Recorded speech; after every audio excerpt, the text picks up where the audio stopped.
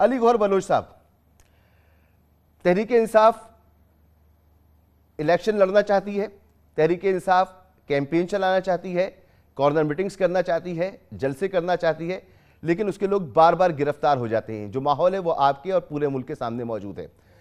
آپ کی قیادت کہتی ہے کہ ہم انتخابات کی طرف بڑھ رہے ہیں، اور جو کچھ ہو رہا ہے ماضی میں ہمارے ساتھ ہو چکا، تو آپ لوگوں کو تو اس پر کوئی پرابلم نظر نہیں آتی۔ اب پرابلم اس پر نظر نہیں آ رہی پاکستان پیپلز پارٹی کو بھی۔ واقعی کیا ایک شفاف انتخابات کی طرف ہم بڑھ رہے ہیں؟ اس صورتحال میں جو انتخابات ہوں گے وہ صاف، شفاف اور قابل قبول ہوں گے سب کے لیے؟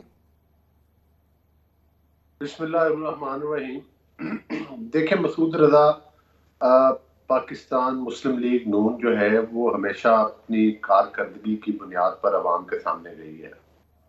اور دوسری گزارش یہ ہے کہ جہاں تک آپ نے پچھلا حوالہ دیا وہ بالکل بجا تھا، جس طرح مریم اورنگزیب صاحبہ نے آج پریس کانفرنس کی ہے،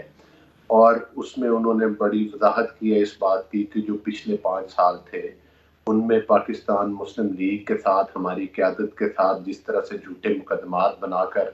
اور دیوار کے ساتھ لگایا گیا، بلکہ دیواروں میں چنوایا گیا۔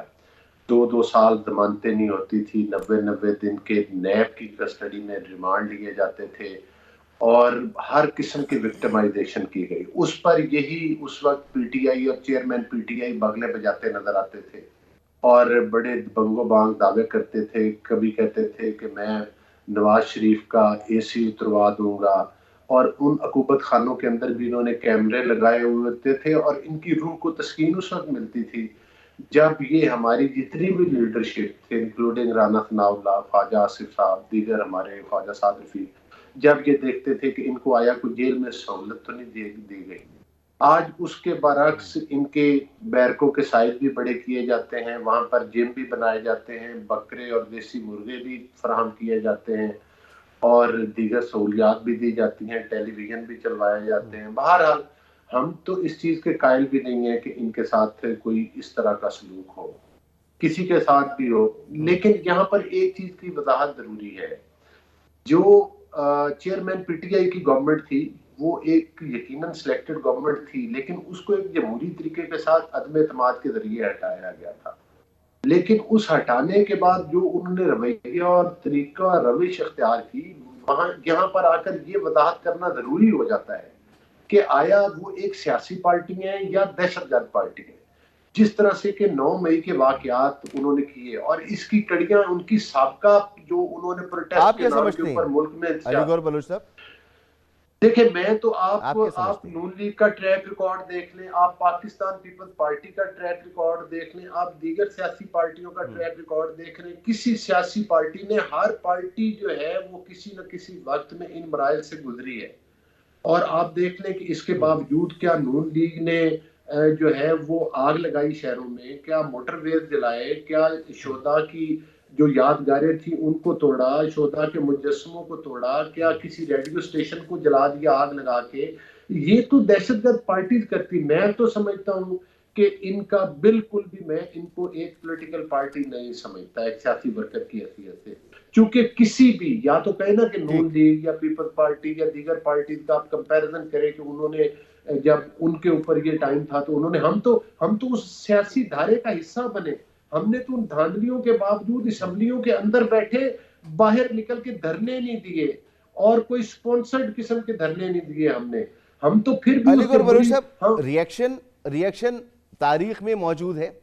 سپریم کورٹ پر حملے کا الزام آپ لوگوں پہ لگتا ہے، بی بی کی اسیسینیشن بہت جو ہے وہ بڑا واقعہ تھا، اور اس میں عوامی رد عمل تھا، اور وہ عوامی رد عمل آیا تھا، اور پھر قیادت نے اس کو روک لیا تھا۔ تو قیادت کہیں نہ کہیں معاملات کو پھر روک لیتی ہے۔ تو ابھی تو اگر یہ معاملہ ایسا ہے تو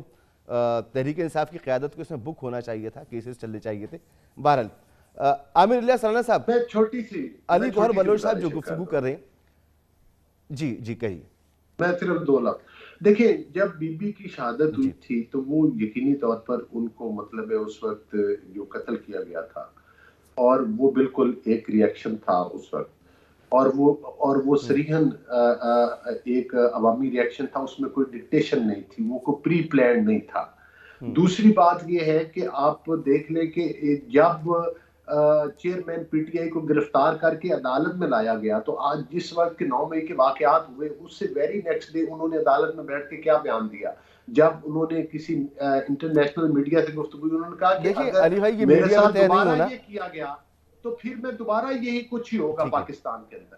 کہ جائے کہ وہ اس بات پہ شرمندہ ہوتے ہیں یا اپنے ورکت کو کہتے ہیں کہ پرامن رہیں، وہ اور جو ان کے اپنے لوگ اب میڈیا پر آئے ہیں وہ تو خود تسلیم دیکھیں آپ کے تو سیاسی مخالف ہیں